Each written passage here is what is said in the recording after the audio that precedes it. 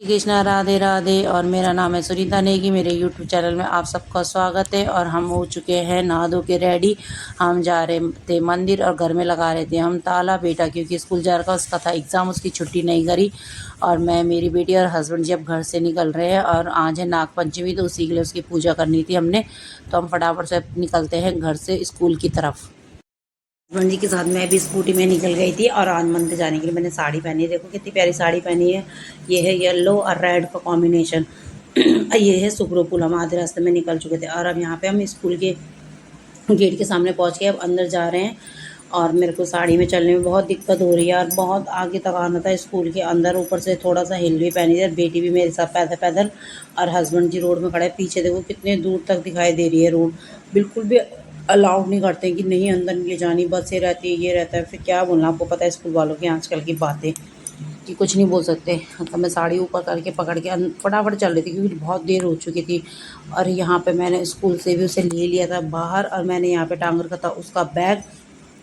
और स्कूल में ही मैंने उसके कपड़े चेंज करा दिए थे। ड्रेस उतार के मैंने उसे कुर्ता सलवार पहना दिया था क्योंकि पूजा में बैठना था। तो पंडित जी ने कहा था कुर्ता सलवार और आप साड़ी पहनेंगी, इसीलिए मेरे को साड़ी पहननी पड़ी इस बरसात में।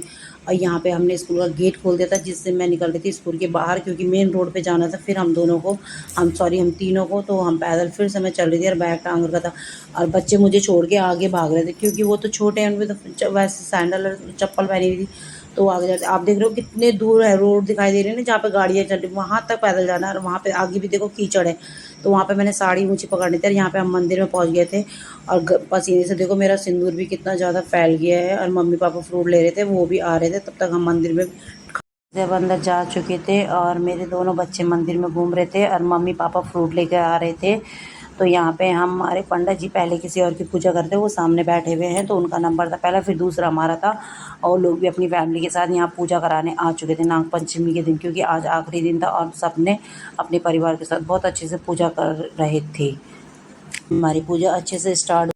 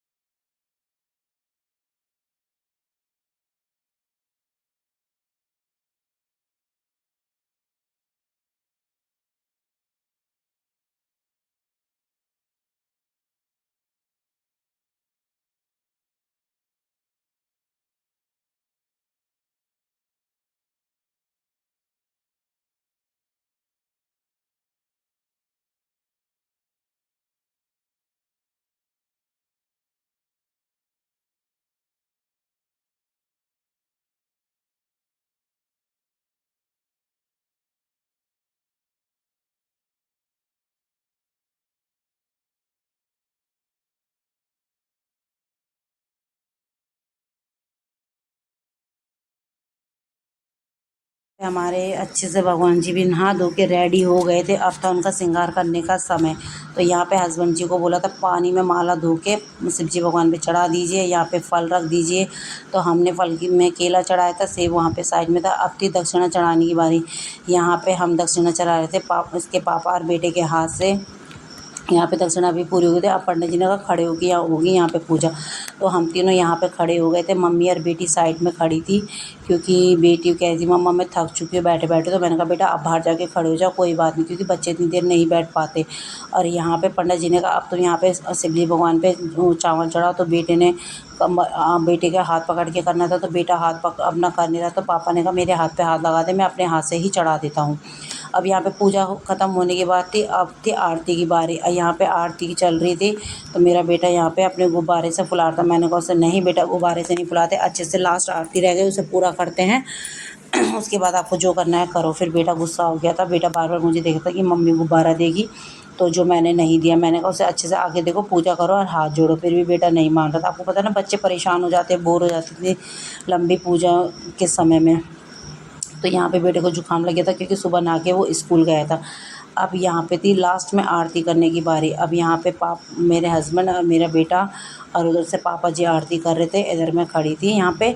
अब आरती हमारी पूरी हो चुकी थी। अब थी शिव जी भगवान को नाग नागिन का जोड़ा पहनाने की बारी। तो यहाँ पे हमने लाल धागे में नाग नागिन को बांध दिया था, पंडित जी ने कहा अब उनके चारों तरफ से उनको ऐसे मतलब उसमें लपेट दूँ। तो अब यहाँ पे हस्बैंड जी और बेटे ने हस्बैंड जी के हाथ पे सपोर्ट करा हुआ था। यहाँ पे हस्बैंड जी नाग नागिन का जोड़ा शिव जी भगवान मतलब शिवलिंग था जो उसमें चढ़ा रहे थे, और यहाँ पे अच्छे से हमने हाथ जोड़ दिए थे कि भगवान जी जो भी कष्ट हो, जो भी परेशानी हो, सब दूर करना, और मेरे बच्चों को हमेशा खुश रखना, जो भी दिक्कत परेशानी है उससे दूर रखना, क्योंकि मेन पूजा हमारे बेटे के लिए ही थी।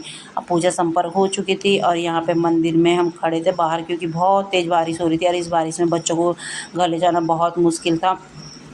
तो मैंने हस्बैंड जी को बोला आप ई रिक्शा बुला दो, मैं बच्चों को लेके उसी में चली जाऊंगी। तो हस्बैंड जी ने कहा ठीक है, मैं बाहर जाके ई रिक्शा लाता हूँ, तब तक आप मंदिर में हो। और दोस्तों, आपको हमारी वीडियो अच्छी लगी होगी तो प्लीज़ लाइक कमेंट और शेयर कर देना, जो भी गलती हो उसे माफ़ कर देना, क्योंकि हमारा ये नया चैनल है, मैं फ़र्स्ट टाइम वीडियो बना रही हूँ। तो जो भी गलती हो प्लीज़ दोस्तों